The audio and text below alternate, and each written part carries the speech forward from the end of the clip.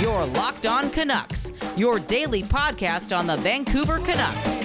Part of the Locked On Podcast Network, your team every day.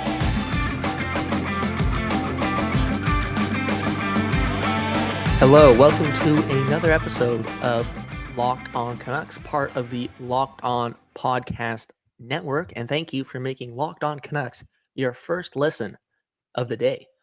My name is Nick Bondi, as always, joined by my brilliant co-host, Lachlan Irvin. Lachlan, how are you doing today? I'm doing great. It's a good week. It's a good week for hockey. We're getting back into the swing of things. Lots of training camp stuff to talk about. Obviously, lots of contract stuff still to go through. But we're getting closer and closer to the season, closer to what we expect to see from the final team right now.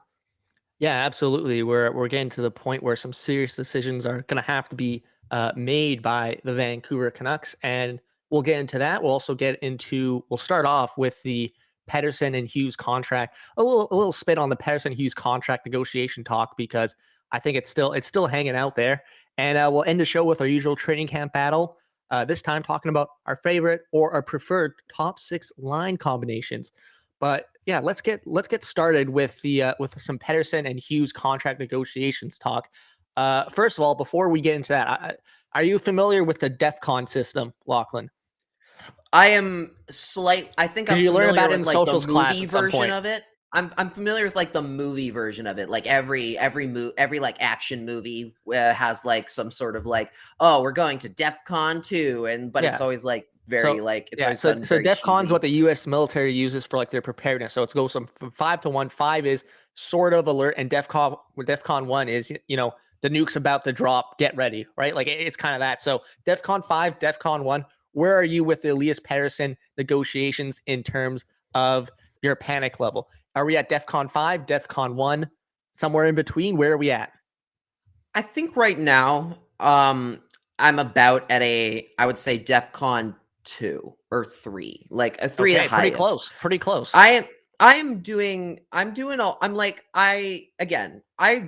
don't think anyone is I think I would only be at DEFCON 5, say, if there was some worry that in some weird universe, like they weren't going to show up ever. Like DEFCON 1's the worst one. DEFCON 5. Oh, DEFCON 1's the worst one. DEFCON Oh, god 1's, damn it. Yeah, they trick you there. Okay.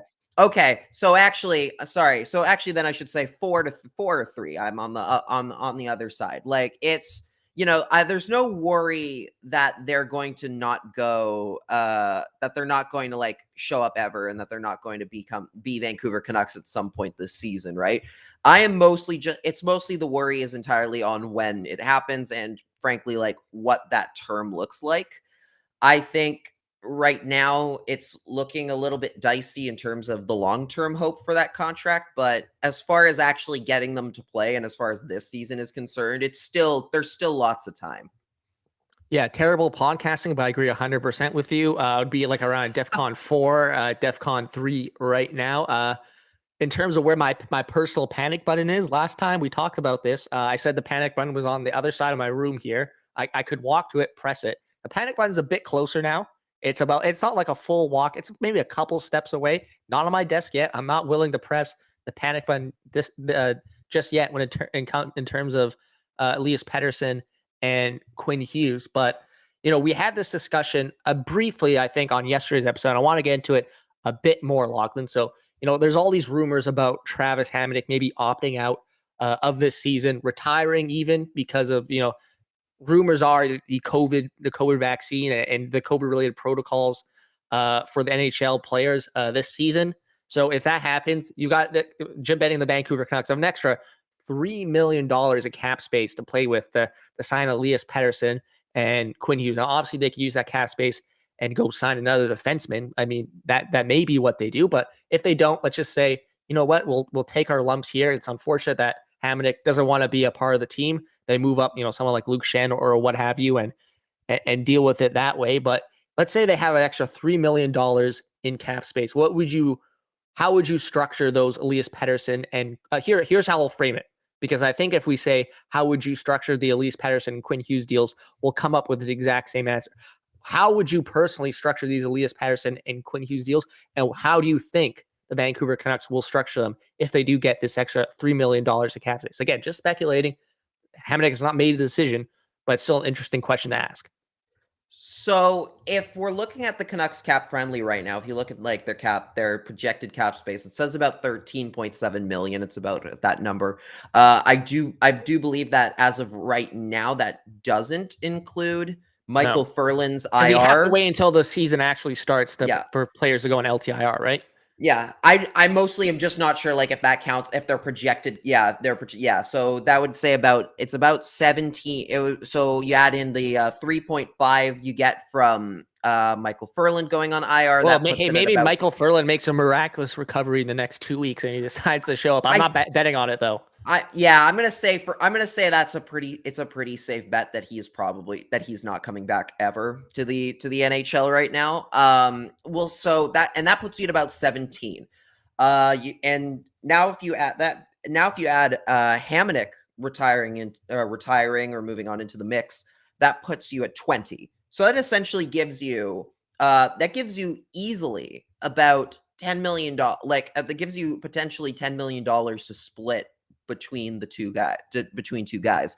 I think the Canucks, knowing the Canucks, they're probably very weary about the idea of going into the season without a replacement for Hamonic. So I'm sure they would want to allot some of that money to bring in a replacement. But let's say they don't. Obviously, I would very much like it if they just said, look, both of these players are going to be worth it no matter what amount of money, like dollar amount, you give to them. There's no doubt about it. They're going to be your two best players every time they step on the ice. I think you go as long term as you can, and you just you make that just an even split. I think go with the 10 million each. Maybe you cut it if you want to leave a little wiggle room. You say 9. I'm sure. I feel like hold up. You'd pay Quinn Hughes more than Cale Makar. Cale Makar is making 9.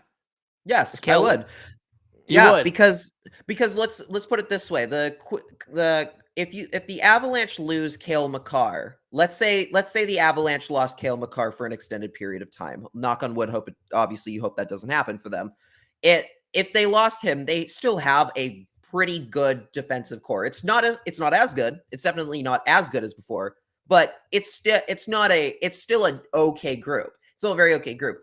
As you look at the Canucks blue line, it's very clear that without Quinn Hughes, outside of maybe like Jack Rathbone, a little bit of OEL, there's not a lot there. There's not a whole lot of help there, and you're kind of in trouble. So I think what the Hughes camp could really very easily argue is that Quinn Hughes is more important and more valuable to the Canucks' overall success, than Cale Makar is to the Avalanche. Is that extra million for Quinn Hughes going to keep him more healthy? I'm just curious how your logic's working out.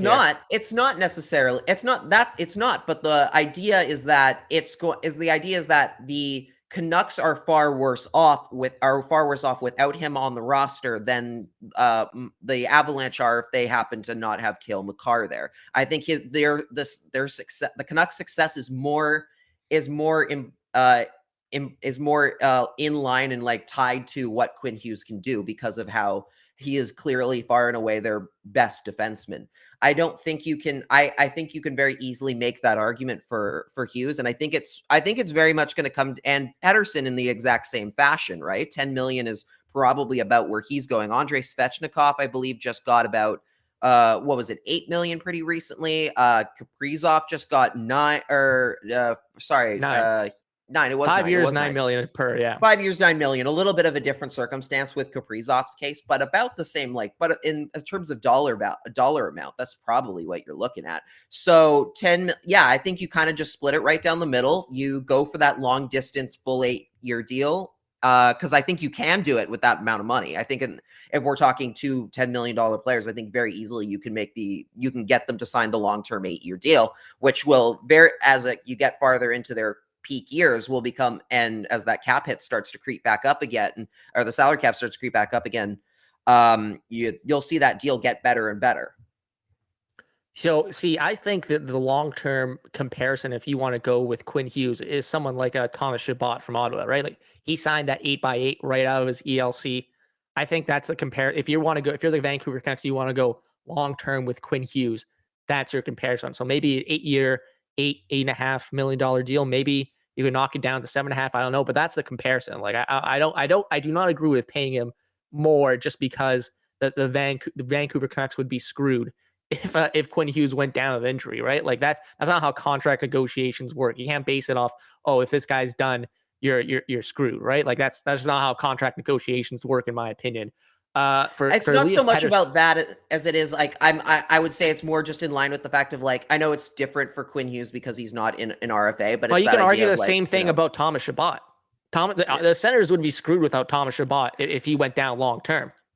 I guess my question for you is if you're going, let's say let's say like you're the GM, you're offering 8x8 and the Hughes camp comes back and says, we really want 9. Are you going to set a hard line on 8 or are you going to are you going to be like, fine? Like, I guess my question is how much are you really going to negotiate on that number? Like if it really is just a difference if you're of say going to $1 go million. if you're going to go 8 years, 9 million, you're basing it if you're buying off a bunch of UFA years, not that, he's that important to the team. I think so. I'll backtrack just a bit. I'm not conceding defeat here. I just want to make that clear. I'm not conceding defeat. If you're going 8x9 for Quinn Hughes, it's because you're buying out UFA years, not that he's so important to the team that if he went down with injury. So I would go maybe 8.5, 9 for long term for Quinn Hughes. But I think the long term comparison is a guy like Thomas Chabot long term. For Elias Pettersson, with this extra cap space, you do have the room to go for like an 8-year, $9.5 million deal. Like there's been rumors out there that Elias Pettersson is using the Kirill Thrill dollar bill Kirill Kaprizov contract as a comparison, right? So, you go 8 years, you can go 8 if you're buying out all those UFA years, 8 years, 8 times 9. And that's, I'm trying to think like with the extra cap space, that's 18 million dollars around to play with, and you're not going to get capped out. So that's what I would do if I was the Vancouver Canucks. If, a gift from the heavens opened up and Travis Hamonic decides not to play this year. What I think will happen is, look, I still think that there's going to be some sort of bridge deal for at least one of these guys, 3 years, $8 million per.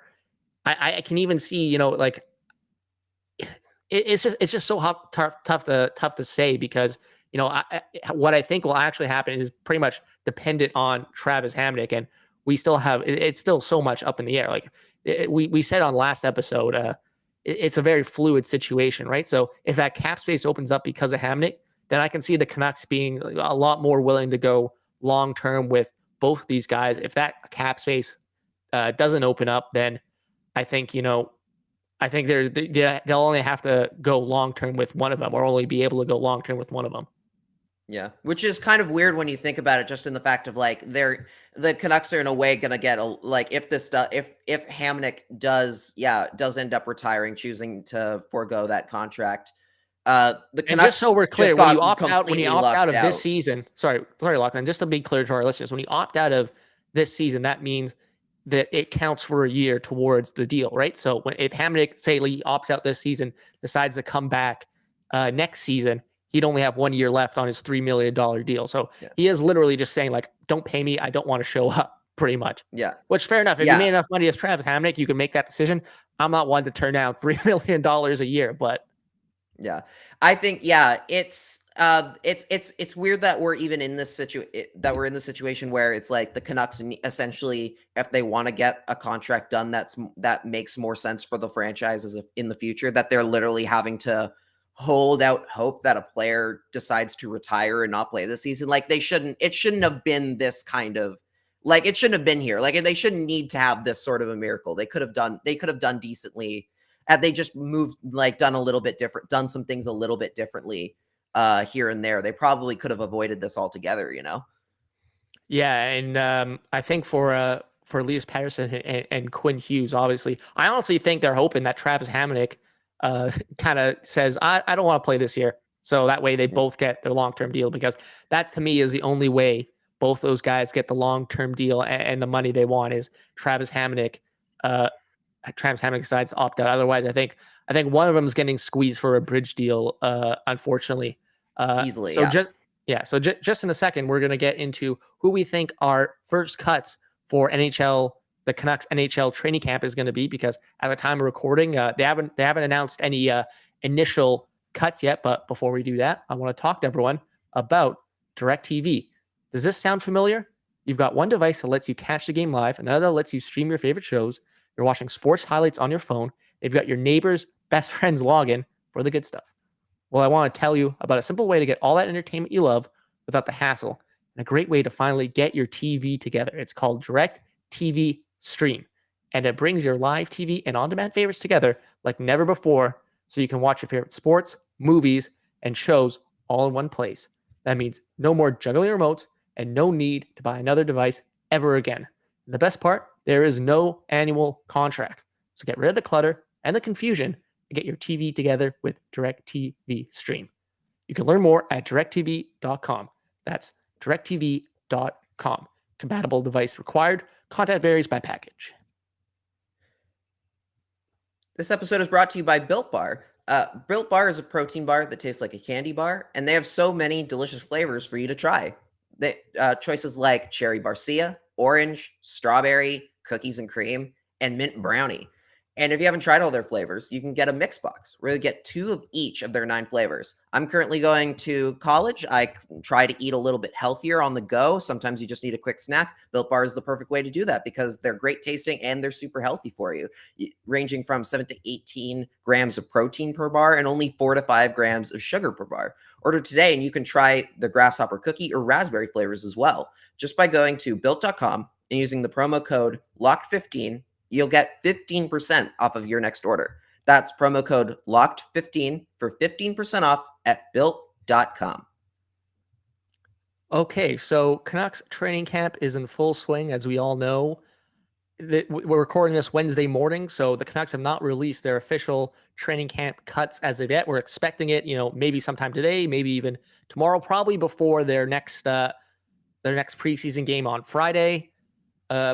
Lachlan, I think there's some few names we can say that are definitely going to be, either sent down back to junior, to the AHL, what have you, initial cuts. And, it's probably a lot of guys that, if we're being honest, had zero shot of making the team, even if they had like a super, super good camp, because they'd have to jump over a bunch of guys. But, there is a few names right out there. I think Jet Wu's an obvious one, not really breaking any breaking news on this one. But I think for someone like Jet Wu, it was obviously going to be tough for him to make the NHL team borderline impossible. He was always, to me, penciled in as a guy who is going to start with the Abbotsford Canucks and, develop that way. I mean, 2018 second round pick, it's probably a long-term project for a guy like that if he figures it out. But who are some of your names you're thinking of that, they're going to be cut or be moving on?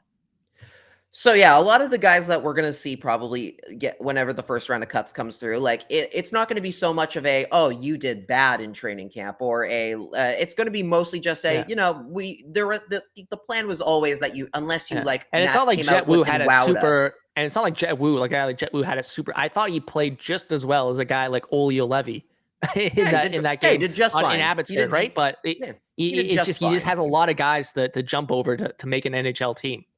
Yeah, he's still working. He's only 21. He's got a lot of growing left to do, and that's totally fine. I think you're going to see, I think it's going to be a lot of guys that were already like more or less earmarked for Abbotsford right out of the gate. We probably won't see a lot of, say, like surprise cuts. I don't know about that. Obviously, I don't know how things are going to go with, like, say, Brady Keeper, for example, who unfortunately broke his tibia and fibula all in, that's a brutal injury. The last injury. I know guys who have broken brutal. I've known guys who have broken like their tibia and that on top of a fibula. Like it's a pretty bad injury, I would say. Long recovery time. I know a lot of people who were who have been like telling me they were very high on like Brady Keeper, and they felt like he was a really good, like not like say going to make the NHL team per se, but a guy who could really end up being a surprise and end up maybe getting a call up later on. So it is because he's a pretty hard worker, and it's such a shame that he got hurt. He'll probably end up, they'll probably end up officially moving him to Abbotsford just so he can start like working with trainers and whatnot. I think Madison Bowie is another guy that's probably going down. He wasn't going to make the team. He was picked up last year as an expansion protection guy. He did okay. He did fine in like the one game he had, I think, against Seattle. He took a bad penalty at one point. It's fine. He's just, I think at this point, I think people know exactly what they're getting out of him. He's an AHL vet. That's what he is, and that's okay. That's fine. And I think you'll see guys like John Stevens, Sheldon Rempal, like some of the smaller name guys. Didn't even know they were at camp. So like that, there you go. That goes to show like they didn't have really much of a chance. Yeah, it's very like, and again, some people are gonna, might read into it and be like, oh, we're saying they did badly. No, it's just a case of, you're already, the fact that you're at a Canucks training camp means you're in the 1% of great hockey players in the world. Like that's just how it is. So yeah, you're going to get to go. You're going to get to play a lot more ice time at the AHL level, get to keep working on your skills and come back with it and come back, maybe get a call up if you end up having a good season. It's entirely possible this year for them. Yeah, and one guy who's probably going to survive the first round of cuts, and I'm surprised that he probably will survive, is a guy like Danila Klemovich, right? Like everything everyone was saying coming out of the draft was, this guy's a project, he's raw. He was playing like the Belarusian second division of hockey when they drafted him, right? Like not a super high level hockey league, and they drafted him essentially because they liked what they saw at the U18 World Junior Championships. Goes to show, I'm a big World Junior guy. These tournaments matter. You should be basing all your scouting on the World Junior, Under 18 Championships. A guy like Danila Klemovich shows up, but it's pretty surprising to me that he's going to survive probably the first round of cuts, right? Like everything this guy, or everything people have been saying about this guy, is he has a puck skills already. Like I was reading an article from Thomas Drance and Harmon Dial of the Athletic, and they were raving about his puck skills. Like this guy has NHL ready puck skills, which is pretty high praise. But they came to the same conclusion I did, which was he has the aim of a stormtrooper, and he's going to have to work on his wrist shot, slap shot accuracy to have any chance of developing into a NHL player. But he's one guy I think is surprising me that he's going to probably survive the first round of cuts. Yeah, you would think he'd be an immediate thought of just, he's going to go to junior. He's going to get this done. I thought that right was going to be like, it was going to be like, okay, yeah, we've seen enough. He's got the skills, but he's going to have to spend some time in the AHL or QMJHL, what have you. Yeah. Right now right now I would argue he's got a good shot if he keeps like going at this pace. Like, dude, at the very least, like I don't think there's any chance that he makes plays of like the full year in the NHL or anything. But I do think it's not entirely out of the realm of possibility that you see the Canucks use that like 9-game window that they get on the rookies, that without burning the first year of their ELC, like just to like see what he can do in a proper NHL game, maybe give him a shot, or at the very least, maybe they send him to the AHL for it, and then go to the Q from there or something. Like, I think we're going to see a scenario here where he's going to get some pro games right out of the gate here, whether that's with the Vancouver side or the Abbotsford one.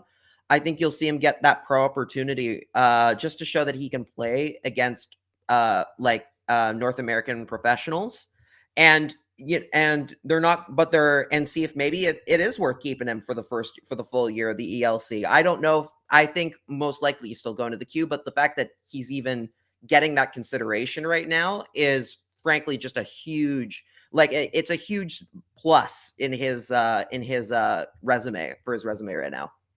Yeah, and someone like Chase Waters is someone who I think is going to survive the first round. First of all, I'm surprised it's pronounced Waters. I thought it was Wooters for the longest time, and then I was listening to Brendan Batchelor on 650, and he was pronouncing it Chase Waters. So I'm like, okay, that's probably. I assume he's done his research if he's calling him Chase Waters. But he's I believe he was an undrafted guy out of Major Junior, right? That the Canucks picked up, and seems like he's gonna survive the first round of cuts. Has a good shot of playing in Abbotsford next season.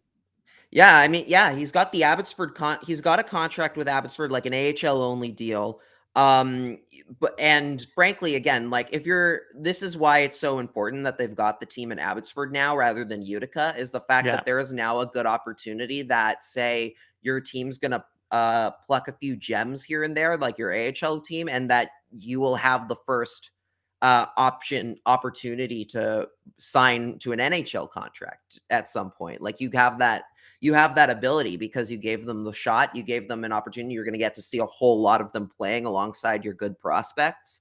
He might be a guy that ends up earning himself in it like a proper NHL contract down the line. You always want to see guys like that, like the undrafted guys, get their shot and make it count. Right now he's looking good. He had a great goal on Monday. Oh yeah. He's playing very well. He looked very comfortable playing against a Flames AHL group. Obviously, maybe against say a team like the Kraken iced on Sunday.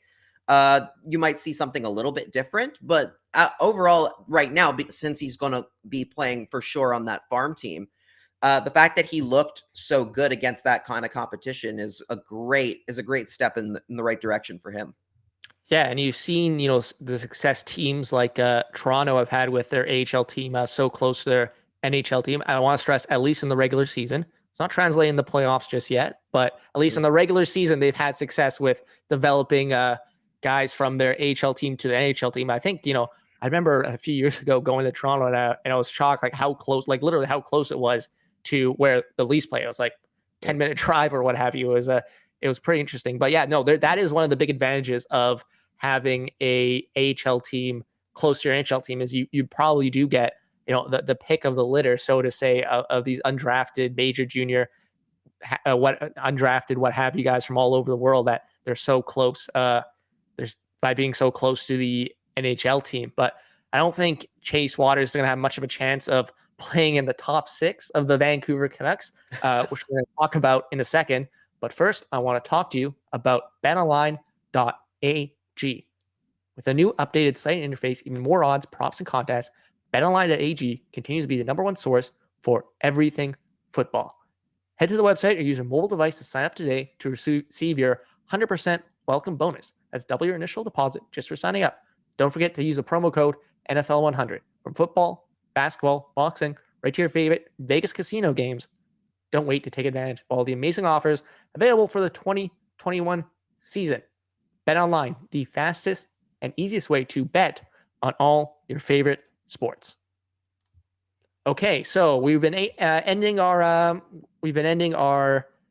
Locked On Canucks episodes, your first listen of the day, with some training camp battles to end our episodes. The past few episodes, and I think this isn't much of a training camp battle, so to say. It's loosely a battle, but there's a few guys in there for a top 6 role with the Vancouver Canucks. And I would say off the top of my head, there's probably, and this is the good thing about the Canucks this year, there's actually options to move players up and down the lineup.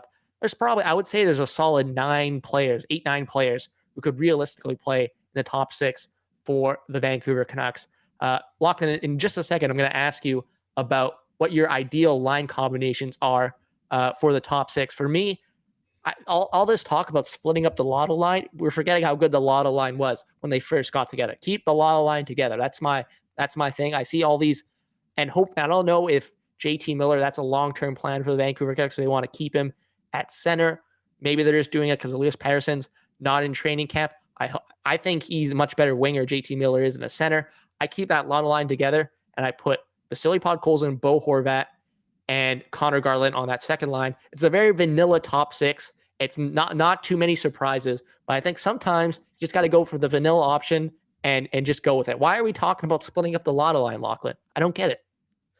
Why we're talking about splitting up the lotto line, Nick, is mostly just because of the fact that the Canucks, like we talked, this is the first year that the Canucks, frankly, could argue that they don't even have a top 6 as much as they have a top 9. Like they actually have 3 lines that can arguably all carry an offensive load. Like for the last so many years, it's been a case of a very top heavy. Sometimes at some cases, really just one line with Bo Horvat getting whatever wingers were left available to him. Yeah. Shout out to Bo Horvat. He's actually gonna have some decent wingers to play with this year. Yeah, he keeps getting upgrade. He keeps getting upgraded. It's good for him. It's I think this is a case where the Canucks actually have reason where they don't necessarily need to load up that and go with a lotto line per se, where they could maybe spread the wealth a bit around, which is why I think Miller especially is the kind of the odd man out in a sense, just because of the fact that, Elias Pettersson and Brock Besser are such a perfect fit together that there doesn't seem to be a scenario where you would want to split those two up. But I do think right now, I do think the odds on favorite right now to make that first line, especially from what we've been seeing in camp, is Nils Höglander. He's young, he's playing very well. He is a very good fit. He is again, like I said in the last one, he's a bit of a light version of JT Miller in a sense. I think he's got with a little bit more of that like feisty attitude. I think he'd do very well in that first line. And you look at a situation where you put Bo Horvat on the second line, maybe Connor Garland is definitely on that second line, I think. And then either you go with JT Miller or you go with Vasily Podkolzin. Like what a hard life you must lead having to choose between one of those two on your second line, right? No longer does Bo Horvat have to play with, as Bill Belichick would call him, Jags, just another guy on his wing, right? He actually has some decent players. Yeah. And that's not even getting into the fact that Tanner Pearson's there. Like Tanner Pearson's also a decent second line guy. Yeah. And we you're know going to the get chemistry Bo Horvat and Tanner Pearson have together. Like that's a good show. Like they very well could put Tanner Pearson top 6 again. Exactly. That's the great part about this team right now. It's like there's obviously huge questions on defense, but as far as the forwards go, like that's a group that can keep up with most of the NHL. Like that's on paper one of the better like top nines. You can very easily see them being able to shuffle between those groups during the season and get good offensive production out of all of them. There's no real, I'm not necessarily too worried about who plays where, but I do think that right now, I think the odds are that you'll see, at least on the idea that Pettersson's here for game one, that you might see Höglander getting that surprise first line. And I think it might be closer to like something like Miller, Horvat, Garland on that second. And again, I think with Podkolzin, it's a matter of how ready Travis Green feels he is. I think in the early going, he'll do what he did with Elias Pettersson, where he sheltered him a little bit on that third line. I think you'll see him probably playing more with Jason Dickinson and Tanner Pearson. I don't know about that because, the one thing Vasily Podkolzin has for him is he's very responsible defensively. Go watch the highlights of that game in Abbotsford on Monday, and he was tenacious. I would say tenacious when he lost the puck, like way more than a lot of other rookies we've seen in the past come through here, right? So I think that defensive responsibility is going to, help Podkolzin get a top 6 spot from the start, right? Like I said, Russian Mark Stone. That's his ceiling. I want to see that in action. Right. I do agree with you. Like his defensive game is already pretty darn good. I'm more thinking about it just in the sense of like the defense that will be matching up against him. Bo Horvat's line is going to get a lot of tough defensive minutes, a lot of like the toughest matchups. And you're better off like at least in the early going. Just give him a look against like that third line is not going to get as many of the key matchups. I think it's better for him at least to begin with. Again, first time against NHL competition, to just give him like some more key prime matchups against a couple like of the weaker lines, let him build his confidence. And then we start getting into the idea of like, of putting him, up with Bo Horvat on, or even maybe sometimes playing with Pettersson, like on the first two lines. I think what I'm saying more than anything is like, there's no rush for me. There's no rush, I think, to put him in the top 6 if you don't have to. And I think that's important for a rookie, that there's no rush for him. I just think the Canucks sometimes are getting too cute with this. Like we know the lotto line, the only time this core has had success is with the lotto line leading the way. Like why are we trying to get away from that? That's my big question. And you know what? I get all these little variations and things to consider. Just go with the lotto line. Travis Green, if you're listening to this, just rock with the lotto line, top line, and then you can play whatever games you want in the middle 6, but keep the lotto line together. I'm begging you, please. And I mean, even in that case, like then you got Horvat with Höglander and Garland. Like that's a great second line. That's an amazing second line. Yeah, that's an amazing second line. Like you're not there again. like it's almost kind of the same conversation we had yesterday with the power play, where they're very interchangeable. Like, as much as we like the lotto line together, there's nothing to there. You're not taking away a whole lot, like juggling between all those guys, like just like shuffling between them. You could put any of those 7 guys together that we've talked about today and make a good case that they would work well. Like that in itself is a huge strength. Not a lot of teams have that available to them. You look at Edmonton, right, where they have Connor McDavid and Leon Draisaitl, 2 of the best players in the game today, but because of how little they have around them, sometimes it's really tough for them to get the production out of the other players they have available to them. They're getting better at it, but they're still a ways off. Who knows what they could be doing with what you could do with Connor McDavid and Leon Draisaitl if they had something a little bit closer to what the Canucks have right now in terms of well out, like spread out offense. I think that it's a huge strength for them going into the year that they have so many options at their disposal, and there's going to be no reason for the Canucks to not try something new and to get worried if, say, things aren't working out. They'll have plenty of ways to find success and to find scoring contributions from throughout their lineup.